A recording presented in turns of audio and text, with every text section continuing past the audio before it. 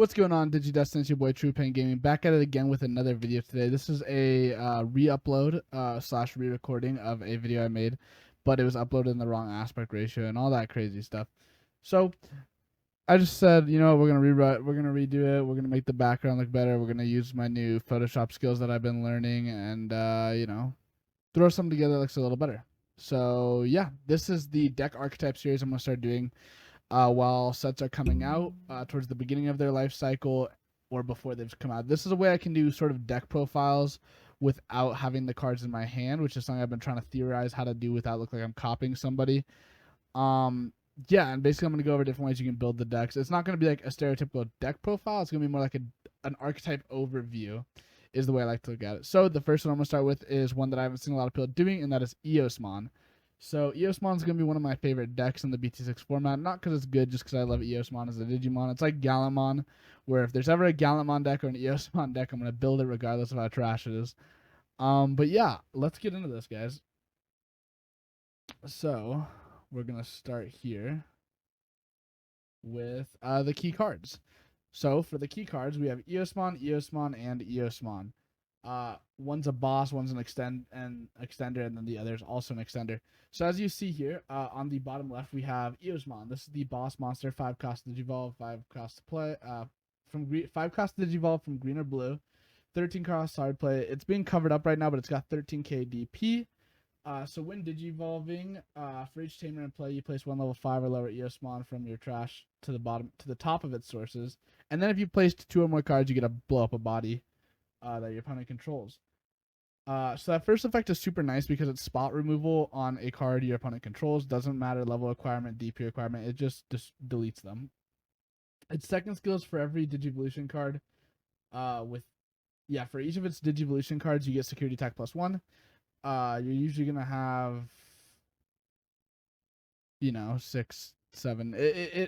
It's for every 3. My bad. I need to clarify that. For every 3, so it's usually gonna always have at least 1 extra security check, and then any more than that is a bonus. So let's get to the level 5 Eosmon. He's a 5 cost hard play, 3 cost to evolve from green or blue, 6k DP. I said green or blue, green or white.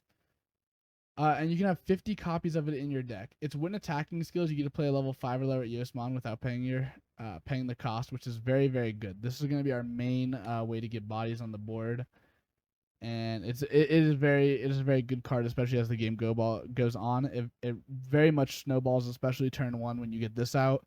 If your opponent passes you to 3, it's very strong. It's inheritable skills. Your turn, this Digimon gets +1k DP. This is cool for Eosmon because you're going to buff Eosmon up to be a really big number, and it's just not really going to care what its checks and security. So for our other Eosmon we're playing is the level 4 Eosmon. Level 4 Eosmon is a 2 cost to evolve from green, 4 cost to hard play, 4k DP. On play, you get to play 1 white tamer card with a play cost of 4 or less from your hand without paying its memory cost. Then your opponent also gets to play a tamer without paying their memory cost. This one's nice. It's not as good as the other ones, but it does let you get your tamers out there early and for free. However, you're also giving your opponent tamers, so there's a bit of trade-off there.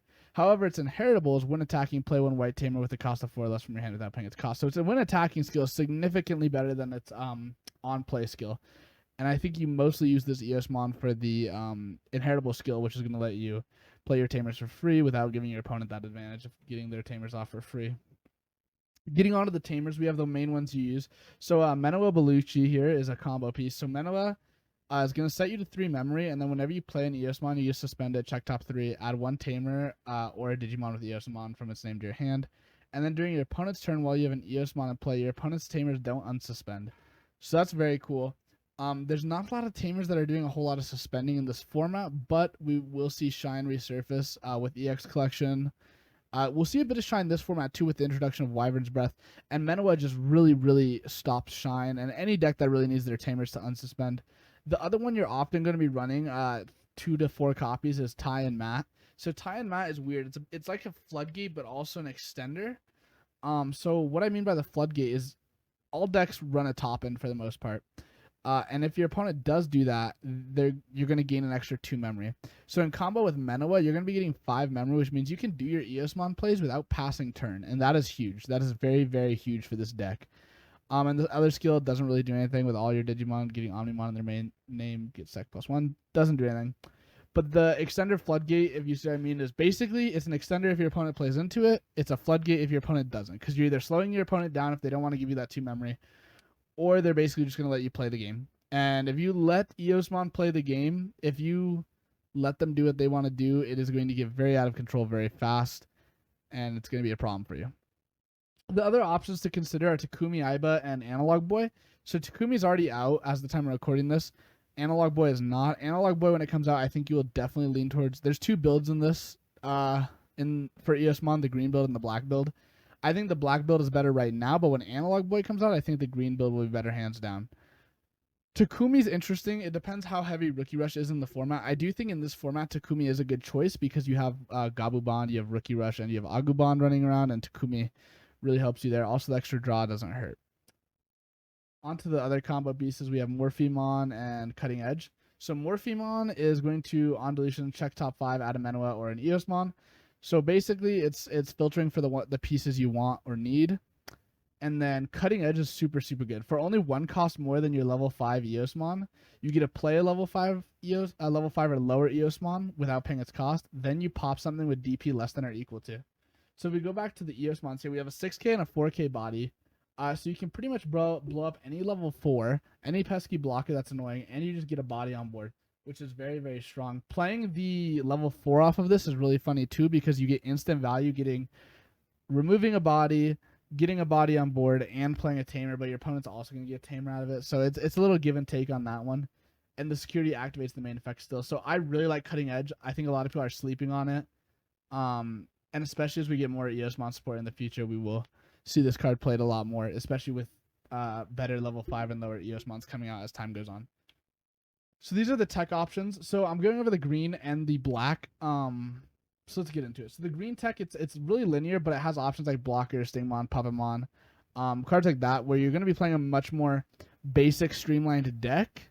But the black option is a lot less linear, but you have more flex options. So you have cards like Iron Fisted Onslaught, Zubagon Punch, Ultimate Flare. Yeah, Ultimate Flare. Basically, it's going to be a lot more of a control style Eosmon build, and a lot more like a security control deck than a stereotypical streamlined deck. So let's give you little examples of those. So this is the green deck list. As you can see, it's a very basic deck list. We play rookies, we play 4s, and then our top end is all Eosmon with the exception of the 2 Puppetmons there. And yeah, this is just a really basic list. If you want to get into playing Eosmon, but you also aren't too familiar with the game yet, this is one that I can recommend to you for that. It really is just playing like green, but it has the downside of not having the green top end, which is really annoying because basically you're losing out on cards like Nidhoggmon and stuff like that. And you're basically just playing like Eosmon Beatdown, but you can like evolve, so that's cool. But I think the black list is better. So this is the black deck list. So for the black list, you see we're literally just playing the Eosmon package with 1 black egg. And then we're using cards like Zubagon Punch, Ultimate Flare, Iron Fisted Onslaught to just keep removing our opponent's resources. We're just playing so many options that are setting our opponents back. And then we get access to the 2 extra slots to get to play 2 Takumi Aibas, which is just going to slow down even more decks in the format. And I think this is the list that you should definitely be considering playing for the set 6 format. But I do think this green build will have a lot better choices post EX collection when Analog Boy is a card. So, yeah. In conclusion, Eosmon is a deck that excels in the mid to late game. However, in the current meta is a bit slow. But when cards like 60% reduction, I think it's called, come out, and Analog Boy in the EX collection, and there's also a new Eosmon coming out in BT7, the deck gets major upgrades. 60% makes Eosmon 1 to Digivolve, which is huge. It makes this deck significantly better.